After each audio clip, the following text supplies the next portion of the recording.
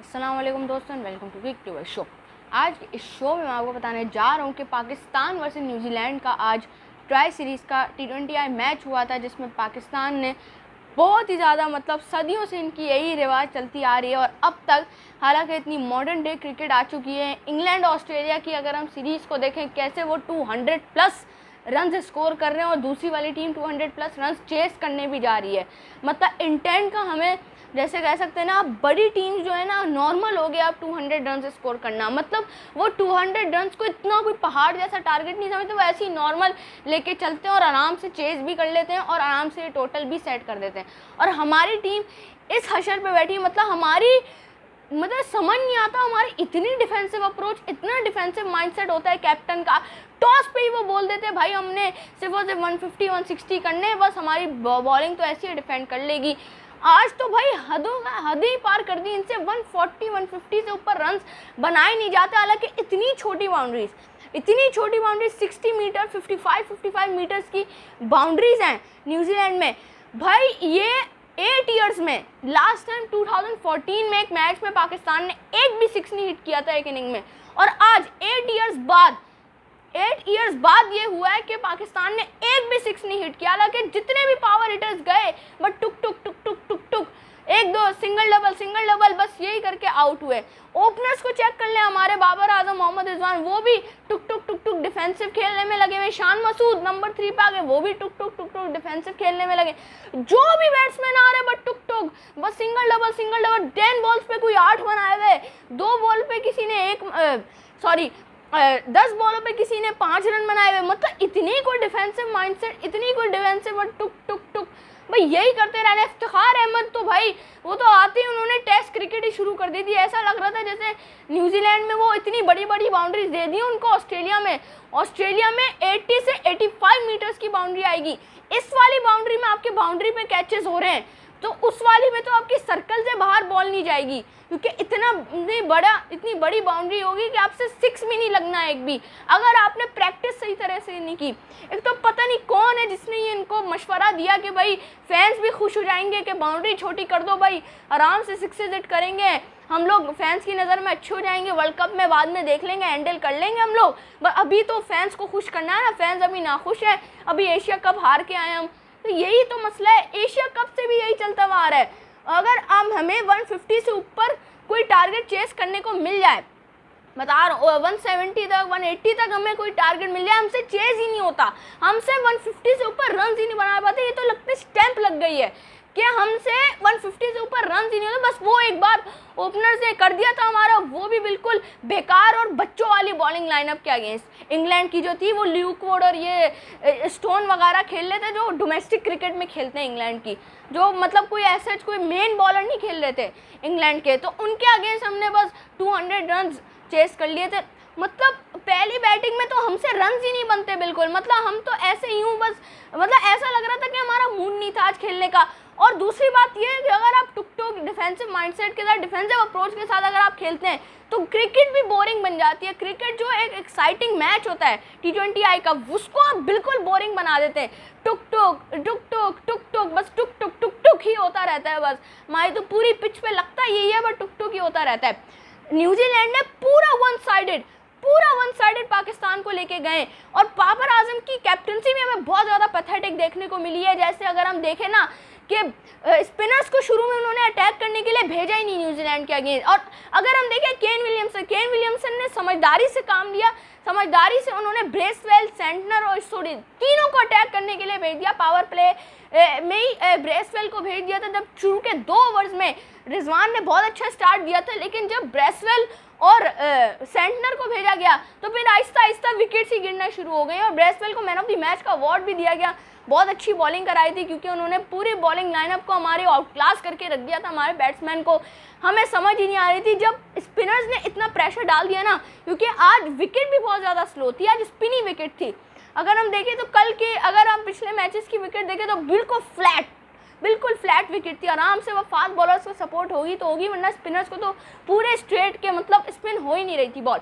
आज वाली अगर हम पिच की बात करें तो स्पिन हो रही थी बॉल, तभी विलियमसन ने समझदारी से भेजा। बाबर आजम ने कब भेजा स्पिनर्स को? जब मैच ही पूरा फिनिश हो चुका, जब न्यूजीलैंड के कोई 101 रन हुए हुए थे, तब भेजा मोहम्मद नवाज, शादाब खान, इन लोगों को, और इफ्तिखार अहमद को भी जब भेजा तो तब उनको भी जाहिर सी बात है जब सेट हो गए थे पूरे न्यूजीलैंड के बैट्समैन, पहले न्यूजीलैंड के बैट्समैन को पूरा सेट कराया, पेसर्स को भेजते गए, नसीम शाह को भेजते गए, मोहम्मद वसीम जूनियर को भेजते गए, बाकी दहानी को भेजते रहे। दहानी भी बहुत ज़्यादा एक्सपेंसिव हुए थे क्योंकि फिन एलन ने 6 सिक्सेस हिट किए हैं, मतलब 6 सिक्सेस, हमने एक भी 6 नहीं हिट किया हुआ, मतलब हमने एक भी 6 नहीं हिट किया, पूरी इनिंग की बात कर रहा हूँ मैं, पूरी इनिंग में हमने एक 6 भी नहीं हिट किया। फिन एलन अकेला प्लेयर, अकेला बैट्समैन, अकेला ओपनर 6 सिक्सेस हिट करके चलेगा और अब पता भी नहीं चला, मैच यूं चला गया उनके हाथों में। 10 ओवर्स में, शुरू के 10 ओवर्स में पता चल गया था हमें कि हम किस पोजीशन पे हैं, हम हारने की पोजीशन में। 10 ओवर्स में ही उन्होंने पूरा तकरीबन टारगेट चेस कर लिया था, पे पता चल गया था रिजल्ट 10 ओवर्स के अंदर ही। लेकिन हमें, अगर हम इंटेंट की हमारी अगर बात करें तो हमें 1 मिनट भी नहीं लगा कि पाकिस्तान इस मैच में आया 200 रन करने आए, ये 200 चलो भाई 180 190 रन एटलीस्ट करने आया, मतलब वो भी नहीं, बस हमने तो बस टुक टुक सिंगल डबल ही निकालनी है। अगर हमारे ओपनर आउट हो जाएंगे आज मिडिल ऑर्डर के बाद, पूरा फायदा था अपने आप को प्रूव करने का, लेकिन मिडिल ऑर्डर ने वही किया जो हमेशा करते हैं, कभी या फिर टुक टुक सिंगल डबल निकालेंगे या फिर जल्दी आउट हो जाएंगे। ये आपको कोई फायदा नहीं। अगर आप ये समझते हैं ना कि हम लोग बाबर आजम, मोहम्मद रिजवान की जगह टुक टुक कर करके स्टार बन जाएंगे, तो ये आपकी भूल है। आपको पावर हिटिंग के लिए रखा गया है, आप लोगों को पावर हिटिंग के लिए रखा गया, ये टुक टुक सिंगल डबल निकालने के लिए नहीं रखा, सिर्फ और सिर्फ पावर हिटिंग करने के लिए रखा है, 6 4 हिट करने के लिए रखा है। अगर सभी जब टुक टुक सिंगल डबल निकालना शुरू हो जाएंगे तो फिर तो उस पूरी टीम को टेस्ट मैच भेजे ना, अब टेस्ट मैच में वो फिर पूरी तरीके से फिर वो सिंगल डबल भी निकाले, डॉट बॉल्स भी खेले आराम से, वो स्टाइल में मतलब जो भी है ना, फिर टेस्ट क्रिकेट खेलने भेजे ना, या फिर T20 में ओवर्स बढ़ा दें। अगर आपको इतना शौक हो रहा है 30 ओवर्स का मैच कर दें, फिर यही तो मसला है हमारी टीम का, मतलब कोई पावर हिटर है भी ना तो बस चाहते हैं कि वो भी फिर डिफेंसिव माइंडसेट के साथ आ जाते हैं, क्योंकि कैप्टन का ही डिफेंसिव माइंडसेट होगा। जब कैप्टन का ड्रेसिंग रूम का माहौल ही ऐसा होगा, ड्रेसिंग रूम का एनवायरनमेंट अगर आपने ऐसा रखा होगा कि भाई जाके हिट लगानी है, जाके पावर हिटिंग करनी है, मतलब बस अटैक कर लेना, चढ़ जाना है दूसरी वाली टीम पर, तो जाहिर सी बात है अब ऐसे अगर आपका ड्रेसिंग रूम का एनवायरनमेंट ही ऐसा नहीं होगा, कैप्टन ही ऐसा वो नहीं करेगा, कैप्टन के ही माइंडसेट में यही है भाई हमने सिर्फ 150 160 रन बनाने हैं, यही तो टॉस पे वो ये बोल रहे होते हैं 150 160 रन हमारे लिए सही है, हमें ये माइंड में रखे हमने ये टोटल्स हो जाए, तो फिर तो आप अगर 150 160 भी करना चाहे आपसे उतने भी नहीं होते।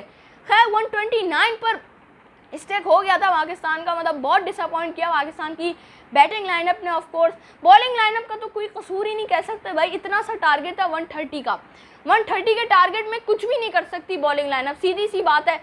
और अगर बॉलिंग लाइनअप को यूज़ करने वाला होता है कैप्टन ने सही से भेजा ही नहीं बॉलर्स को, स्पिन बॉलर्स को शुरू में अटैक करने के लिए भेजा था, थोड़ा बहुत मैच इंटरेस्टिंग हो सकता था, लेकिन नहीं, इन्होंने तो पूरा वन साइडेड अपने आप को हराना था, पूरा वन साइडेड हमें न्यूजीलैंड को मैच देना था। फिन एलन ने वैसे ज़बरदस्त इनिंग्स खेली आज, मतलब बता दिया कि भाई ऐसे खेलते हैं ओपनर्स, ऐसे एग्रेसिव खेलते हैं क्रिकेट, ऐसे एग्रेसिव करते हैं बैटिंग, ऐसे करते हैं कैप्टनसी, ऐसे भेजते हैं बॉलर्स को राइट टाइम पे, ऐसे कराते हैं बॉलिंग और ऐसे रोकते हैं टीम को 130 तक।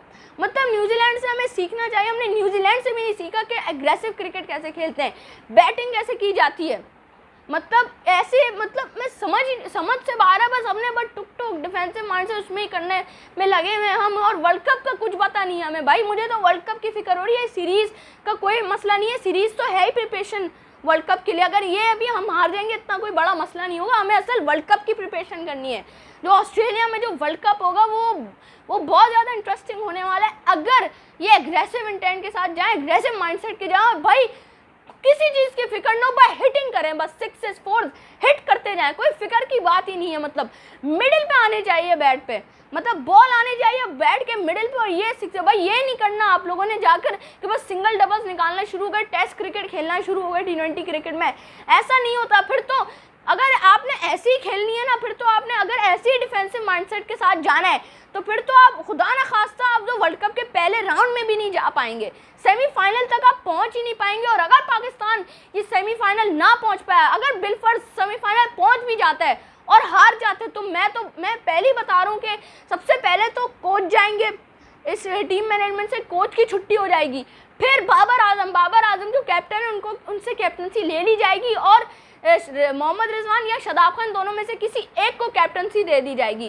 क्योंकि अगर पाकिस्तान ये वर्ल्ड कप नहीं जीत पाता है, ये पाकिस्तान वर्ल्ड कप नहीं जीत पाता है तो भाई फिर तो कैप्टनसी तो गई बाबर आजम की, फिर कैप्टनसी को नहीं संभाल सकता। अगर अपनी कैप्टनसी को संभालनी है तो एग्रेसिव माइंडसेट पैदा करें। हमारे जितने भी प्लेयर्स हैं मिडिल ऑर्डर में, हैदर अली पावर हिटिंग करते हैं, उनको टुक टुक करने वाला बना दे। इफ्तिखार अहमद भी नेचुरल पावर हिटर है, को भी टुक करने वाला बना दिया। अपने साथ जितने भी पावर हिटर है उनको भी टुक करना बताए थे। आसिफ अली से भी एक 60 लगा, मतलब सबके सब प्रेशर में थे, बिल्कुल ऐसे प्रेशर में हुए थे। हालांकि बॉलिंग लाइनअप भी बिल्कुल ऐसी कोई इतनी अच्छी नहीं थी, सिवाय ब्रेसवेल ने अच्छी बॉलिंग कर ली। स्पिन बॉलिंग के अलावा तो बाकी कुछ था नहीं बड़ा नाम उनकी टीम में। टिकनर वही है बहुत ज़्यादा रन देने वाले, उनको आज भी रन बहुत ज़्यादा पड़े।